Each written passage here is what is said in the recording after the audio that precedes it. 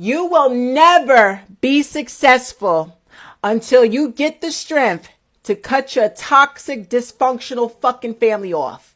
Block them motherfuckers. You want to know why you're always broke? You want to know why you can't level up in life? Yeah, because you are enmeshed with your family. And because your family is so goddamn toxic and dysfunctional, they're like crabs in a barrel. There we go. That's the perfect. They are like crabs in the fucking barrel. They want you to do good, but just not better than the rest of them. Does that make sense? So, if you ever seen a barrel full of crabs, you're going to see crabs trying to pull themselves out of the top of the barrel. And it might be one or two of them nearly about to fall out. But you know what? The ones underneath is going to reach up and pull them back down into the barrel. Bitch, you think you escaping? Come on back down here with the rest of us. Crabs in a barrel. That's your fucking family. Your family is cursed. Listen to me. I'm being serious. They are cursed. They have a generational curse blanketed over the entire family, the entire bloodline, and it has been passed down generation to generation. You understand? And in a sick way, your family wants to maintain the toxicity amongst each other and the dysfunction. They've normalized it, actually. They normalize being in each other's business. They feel entitled to know your personal business, how much money you're fucking making, who you're fucking, who you're married to, where you live and how much your house costs, how much your car cost you, who gave you the money to buy your fucking car. They want to know everything. They feel entitled, privy to knowing your personal business. That's how it's always been. You understand? And don't have a good job. Because if they know you make good money, they're going to feel entitled to your fucking money. Always got their hands out. Need help paying a bill. Need help with this. Need help with that. And they expect you, because you have a good job and an educational background, they're going to expect you to fucking come up off your money. They feel entitled to your fucking money. And if you say no, oh, baby, They're gonna talk about you like a dog. They're gonna call you every curse. Some doors don't need closing. They need locking. There's a moment in your life when you stop confusing familiarity with love. It's subtle at first. Nobody announces it. There's no dramatic music playing in the background. First word underneath the sun. Your money is their money in their mind. That's that narcissistic, entitled behavior. And you have a family full of narcissists. You just don't know it, honey. Narcissists love drama. A narcissist will feed into that generational curse that's placed over your family. The narcissist loves to pass down dysfunction and toxicity. That's how he and she relates to each other. And if you are not a narcissist, they're going to try to coercively force you to interact with them and do things their way.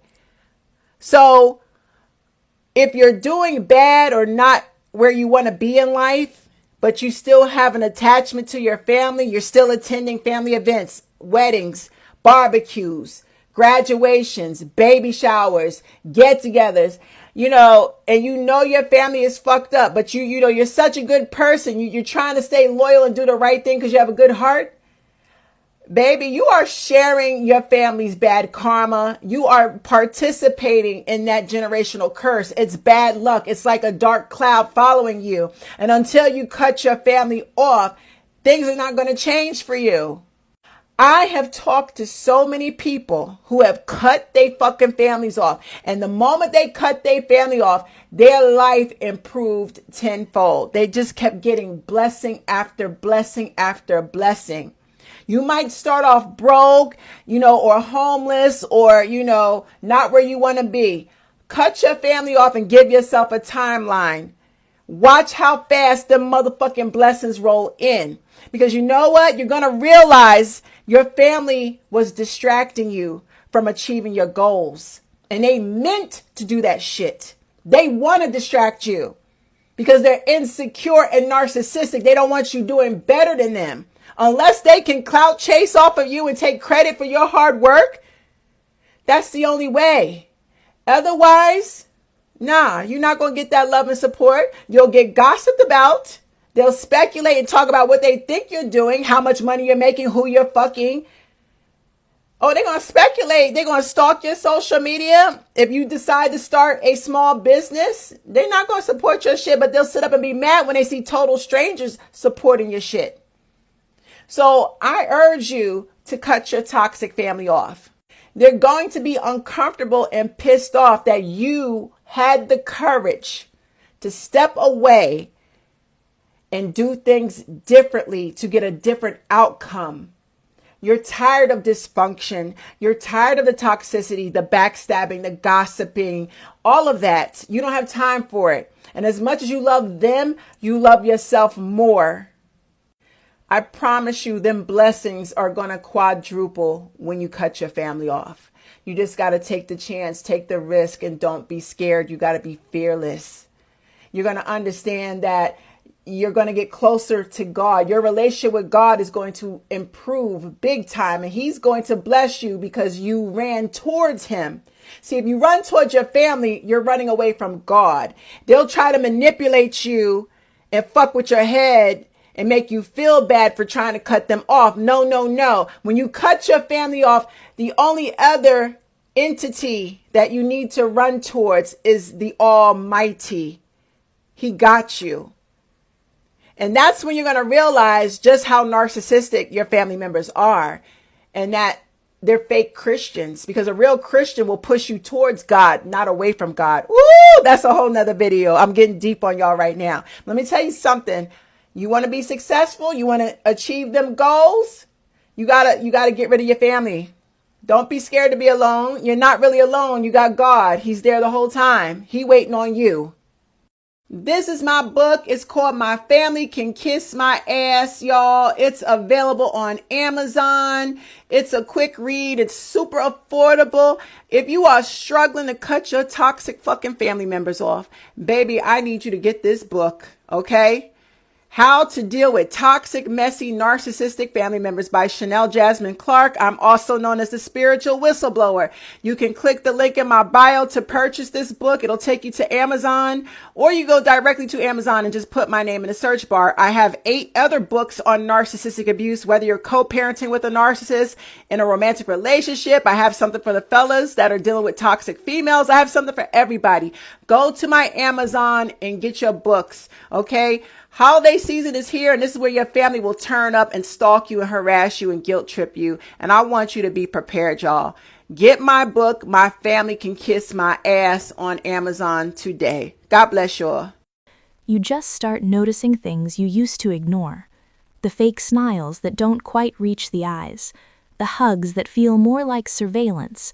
The conversations that suddenly go quiet when you walk into the room. You realize they know everything about you, but somehow they never really see you. And that's when it hits you.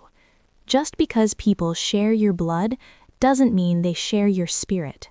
Healing from a toxic family doesn't feel peaceful. It feels like this. Number 1, you become the villain. At some point, you stop shrinking, stop explaining, stop playing nice, and suddenly you're difficult, you're cold, you're the bad guy in everyone else's story.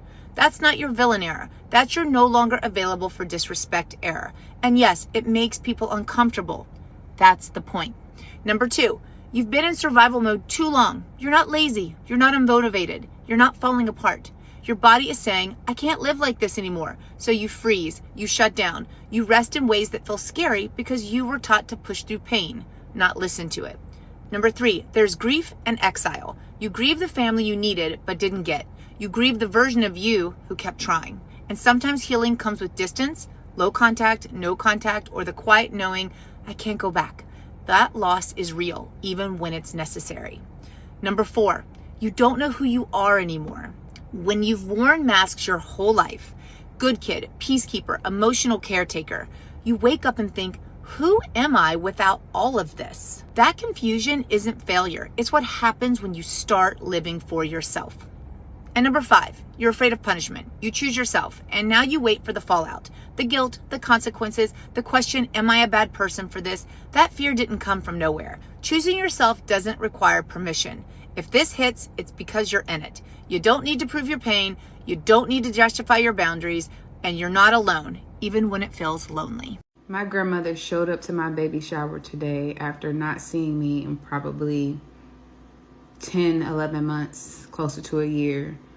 And I smiled, said, hey. And the very first thing she said was, I don't love you. And I know you're probably thinking she was just kidding. She was not just kidding. She was not kidding at all. In that moment, I actually thought like maybe I'm being like pranked. No, I wasn't. I was like, excuse me? Like, huh? She repeated it that she did not love me. She went down a list of some other stuff. Like I said, we haven't talked. Whenever I try to establish a relationship with my mother, which is her daughter, our relationship always falls apart. Meaning, I cannot talk to my biological mother and have a relationship with my grandmother, which is her mother, because those two don't even like each other, right? And I tried to mend the relationship with my mom last year, and my grandmother fell off the face of the earth. She was being very passive aggressive, and we just kind of both stopped talking. Wasn't an argument, but it was the same old of, if you talk to your mother, basically don't talk to me. And that's what happened. But as I was talking to my uncle's wife today, just kind of came up in conversation about my grandmother. And I was like, I wouldn't mind if she was here. I wouldn't even care. Today's a day of love, right? And I guess to surprise me, my uncle's wife, she did reach out to her and basically let her know, like, hey, do you want to come up here? And she came with nothing, no gifts, nothing at all, not even a card, and literally told me to my face that she did not love me. I didn't initially cry. It probably took about 15 minutes before I actually cried about it at my baby shower. Not very fun. There were so many people there, and it was just not something that I wanted to do. So I quickly pulled myself together. But today just made me realize it didn't ruin my day. She did not ruin my day. She did not ruin my day. Let me make that very clear. I did not let her have my... See, when you're younger, you assume family is automatically safe. That's the default setting. You think loyalty is unconditional. You think love is permanent. You think this is just how families are. But then you grow up. You heal. You get perspective. And suddenly, things that used to feel normal start to feel heavy. You start noticing how every time you improve yourself, somebody gets uncomfortable. Not excited, not proud, uncomfortable. You change your mindset, and they call you different. My moment today. But I will say that today was like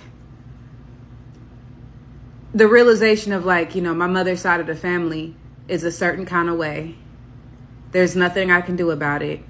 And I was the one, I'm the one that is meant to break that curse. I cannot fix anybody that has any problems on that side of my family. I cannot fix them.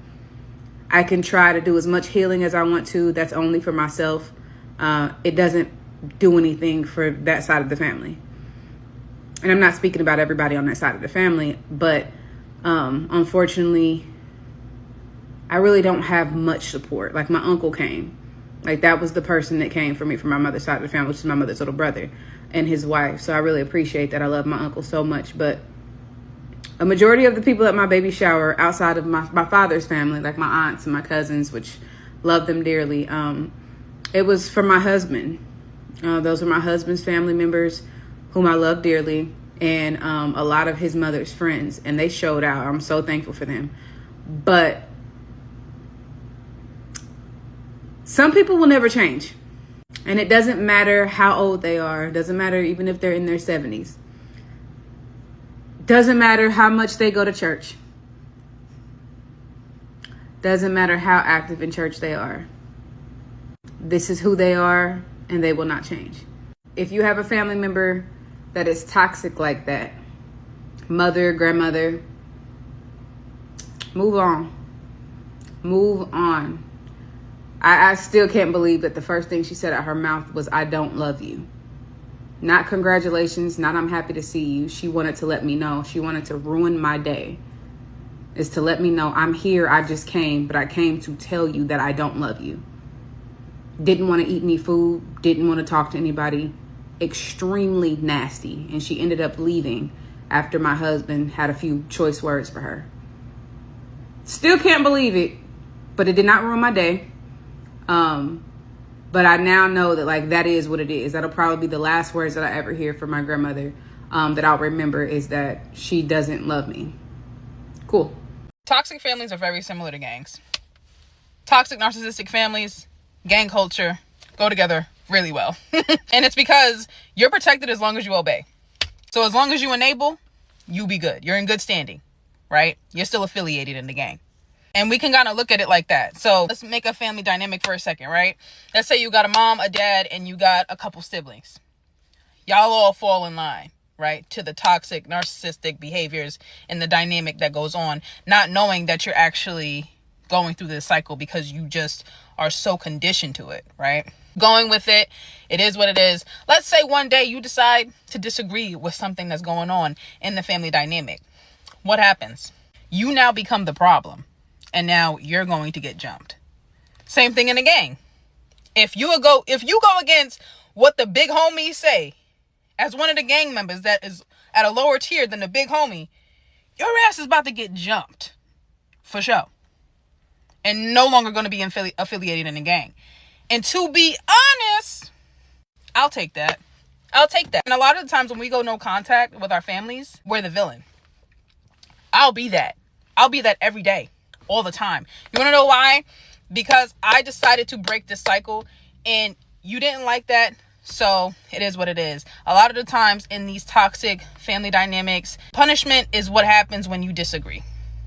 When you decide not to fall in line to the toxic bullshit, you are the villain and you're going to be punished for it. Same thing as a gang. What I say to that is, if you go no contact, you know why you did it. You don't want to instill these unhealthy, toxic family dynamics that you grew up with into the family that you create, and that's okay. Are you going to be the villain because you decided to take the healthy route? Fuck it. I'll take that any day. You know what it's like to be unhealthy, and you're choosing not to be. I think that's a great way to choose peace. I'll be unaffiliated in that unhealthy ass gang any day. I don't know who else can relate to this, but something that I realize the older I get is I don't think my family ever really liked me. Like, I'm sure if you asked them if they have love for me, they would say yes, but I don't think they actually ever liked me. Because now that I'm a grown woman, like frontal lobe, fully developed, been to therapy, I can now see things from an adult's point of view of my family dynamic, and I really realize, oh, that was not normal. And it's just so crazy because I used to always write it off as just like sibling rivalry or everybody fights with their parents sometimes. But now that I have been the same age as my siblings were at some point, and like I've been the same age as my parents were at some point, I realize, oh no, these people just like never liked you. Like you were just being tolerated. But yeah, I was very much the scapegoat, very much the black sheep of the family growing up. And it's so crazy because I could always see this dynamic in other people so clearly, but I could never see this dynamic in my own family. Like it's truly like being in a cult. It's also what I like to call and other people call being the Joseph of the family, like Joseph from the Bible, where his siblings literally sought him up and sold him into slavery because he had a major calling on his life. And something that is just unfortunately true is that some of us are just going to be born into wolves' dens. Like some of us, especially if you have a really high calling on your life, like a major assignment, you are usually going to be born into a family or you're going to be in an environment where you are heavily rejected. And I am very spiritual and I truly believe there are forces out here who will use your family and your friends growing up to break your spirit so you never reach your full potential. Because if you reach that full potential, the light that you would exude in this world, the influence you would have, you would be too much. And for most of us, if you are that scapegoat of the family, if you are the Joseph of your family, unfortunately, but fortunately, you will have to remove yourself from your family, at least temporarily. Because unless they do the work themselves and have like serious transformation,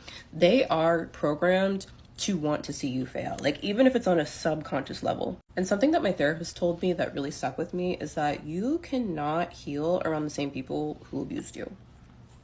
period. You set boundaries and they call you disrespectful. You protect your peace and somehow you become the villain in their story. It's funny how that works. Nobody said anything when you were overextending yourself. Nobody complained when you were shrinking to keep everyone else comfortable. But the moment you choose yourself, now it's a problem. Now you've changed. Yeah, you did change. You stopped abandoning yourself. There's some family members that will never, ever see me again or hear from me again. I will not be attending no more funerals. I don't care who you are, okay? I go where I am celebrated, not tolerated. You know, when you walk in a room, you can feel the energy. You'll see the smiles and all the things that they do on the physical, but you can feel the energy and you can feel their spirit, and you know that they despise you. You know that they don't like you. They shun you. You hear conversations that they have about you behind your back. You around the children and you around cousins and certain people, and you know they've been talking about your ass. You can feel that energy. So when it comes down to family, you can't stand when they come around you or they want to hit you up or call you because you keep yourself away from them. So they just trying to pick information from out of you and be a monitoring spirit. And they just want information so they can go back and run and tell the rest of your family what you got going on because you don't fool with these folks no more. I ain't got time for that. Family is not family no more. Sometimes family is not those who share the same blood as you, giving off this bad vibe and this bad energy. You feel them fake hugs. And what I can't stand is how certain family members will throw you under the bus, talk about you like a dog, ill-treat you, abuse you, misuse you, and then want to sit there and just brush things under the rug. See, when you are spiritually aware and when your discernment is just spot on, you can't be around these people. See, they're surface level. They lack awareness, so they can sit around each other. They can be fake. They can do all these family activities together and just act like nothing happened. But when it comes down to you and you being so woke to just seeing the bigger picture of everything, you ain't got time to be sitting around people and y'all not really being able to have those deep conversations that's needed to talk about how things went wrong or the differences in opinion, why there's this underlying friction or animosity between y'all. That stuff be needed to be talked about, and family don't like talking about it. And one thing I cannot stand is going around family and they want to defend the abuser and say that they're family, or say, you know, that's just how the way they are. Okay, so because they toxic, I got to deal with that? I ain't dealing with that. And don't even let it be someone who is a pedophile or someone who sexually abuses family members. They act as if they turn a blind eye because they just want you to stay silent today. Don't nobody want to be around that.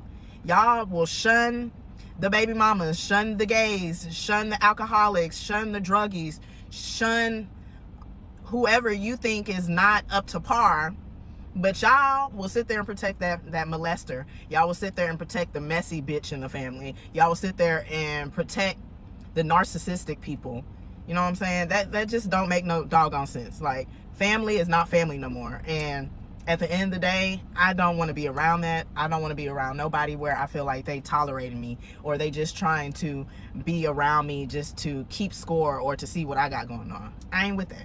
You are not a bad person for not talking to certain toxic family members. You are not a bad person because you chose peace over chaos. You are not a bad person for removing yourself from a situation where you are constantly being gaslighted, manipulated, or even being talked down to. It's not easy to walk away from toxic people that you can still love, toxic or not, because you're choosing yourself.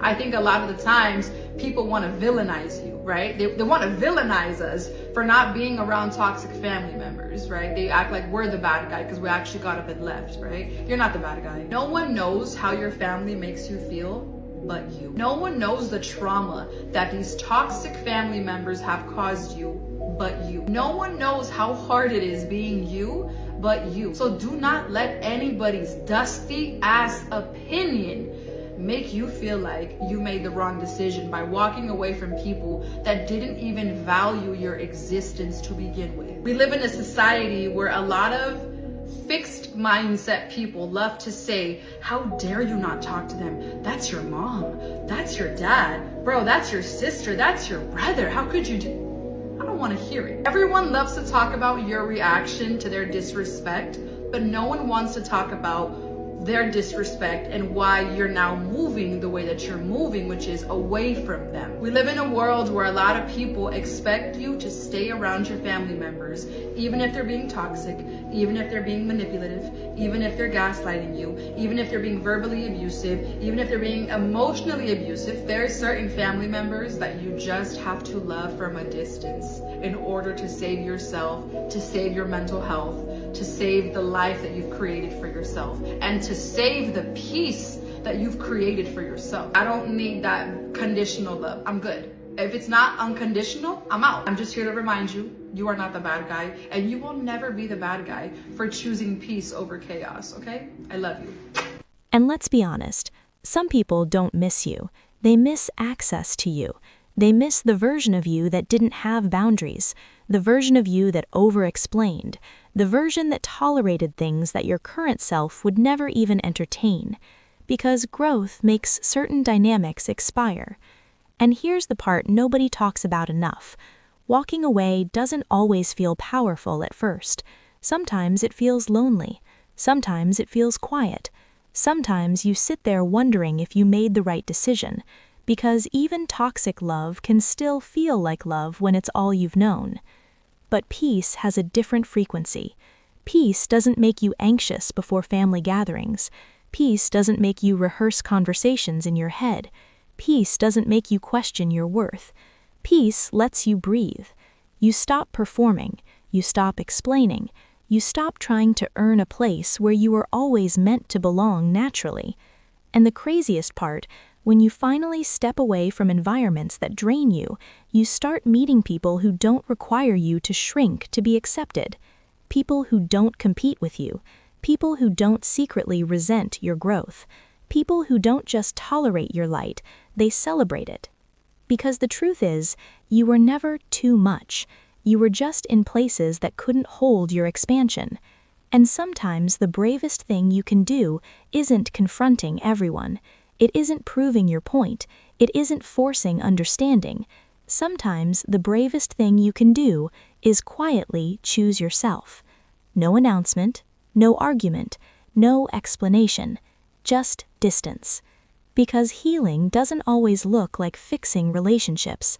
Sometimes healing looks like outgrowing them. And one day you'll look around your life at your peace, your clarity, your stability, and realize something powerful. You didn't lose your family. You found yourself.